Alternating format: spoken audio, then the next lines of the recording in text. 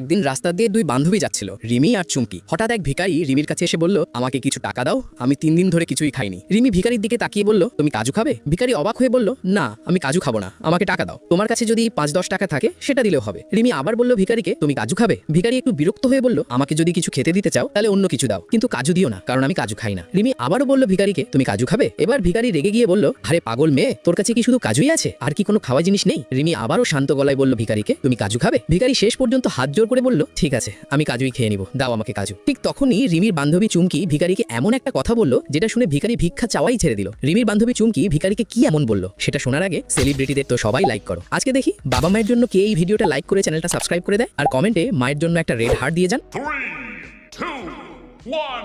এখন মন দিয়ে শোনো। রিমির বান্ধবী চুমকি ভিখারিকে বলল, আমার বান্ধবী রিমি তো তোতলা, ও তোমাকে কাজু খেতে বলছে না, ও বলছে কাজ করে খাও।